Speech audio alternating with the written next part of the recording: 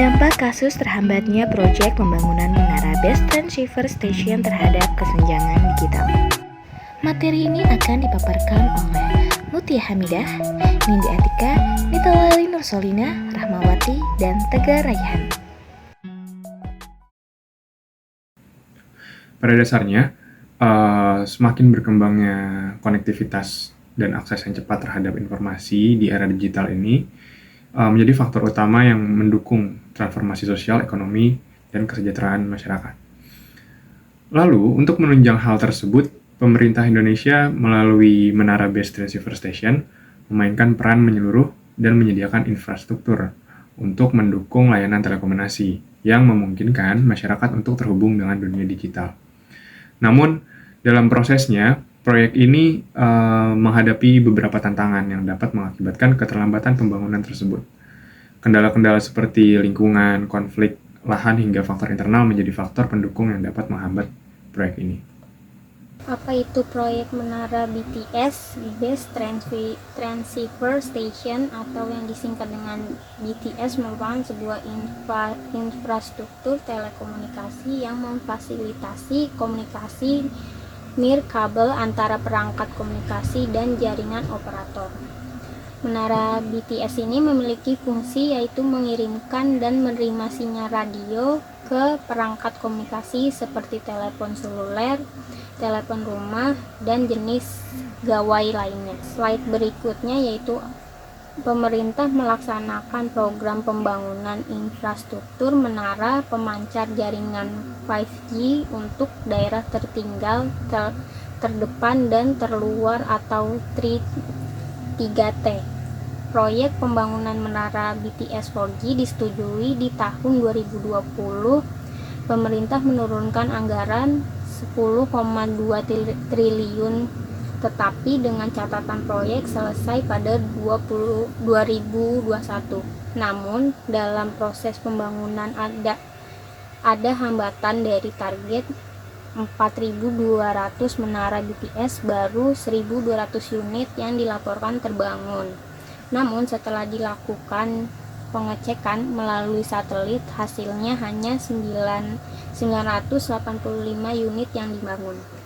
Faktor-faktor yang menghambat pembangunan menara base transceiver station ada 5. Yang pertama, peraturan dan izin. Masalah regulasi dan proses perizinan dapat memperlambat pembangunan.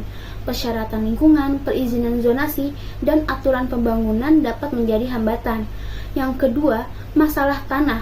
Kesulitan dalam mendapatkan tanah yang cocok untuk pembangunan menara base transceiver station dapat menjadi masalah. Hal ini bisa disebabkan oleh kepemilikan tanah, konflik lahan, atau harga tanah yang tinggi. Yang ketiga, ketidaksetujuan masyarakat. Beberapa masyarakat mungkin tidak setuju dengan lokasi yang dipilih untuk pembangunan menara base transceiver station karena alasan estetika, kekhawatiran kesehatan, bahkan dampak lingkungan. Yang keempat, infrastruktur dan aksesibilitas. Kurangnya infrastruktur yang memadai seperti jalan yang baik atau akses listrik dapat menghambat pembangunan menara base transceiver station di lokasi tertentu.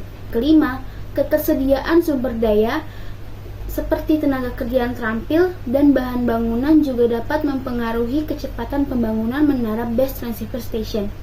Apalagi ditambah saat ini adanya kasus penggelapan dana yang dilakukan oleh pihak internal pada proyek menara base transceiver station, sehingga dana yang seharusnya digunakan untuk pembangunan disalahgunakan oleh pihak-pihak yang tidak bertanggung jawab, yang akhirnya menghambat pembangunan menara base transceiver station. Dampak dari tidak meratanya pembangunan infrastruktur menara BTS.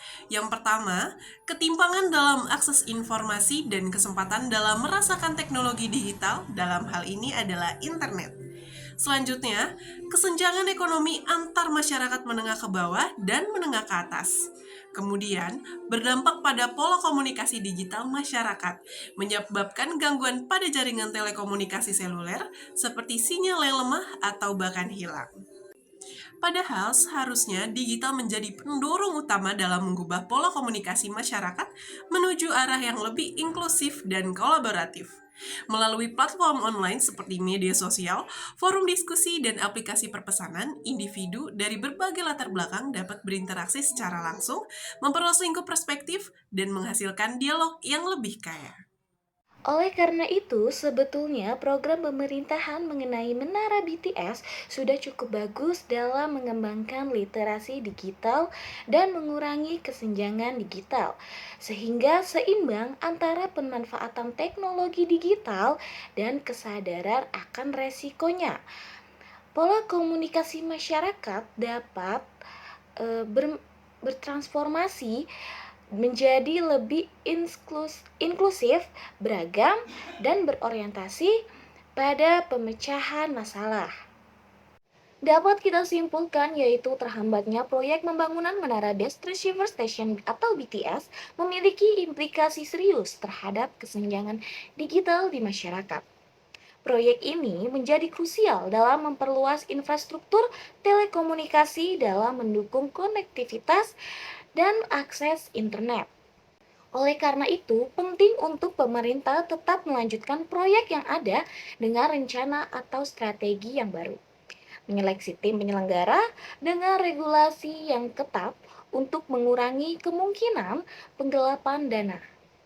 Menetapkan tujuan yang jelas yaitu demi mengurangi kesenjangan digital pada masyarakat daripada mengedepankan ambisi dari pihak yang bersangkutan. Sekian pemaparan materi dari kami, semoga bermanfaat. Kurang lebihnya mohon maaf. Wassalamualaikum warahmatullahi wabarakatuh.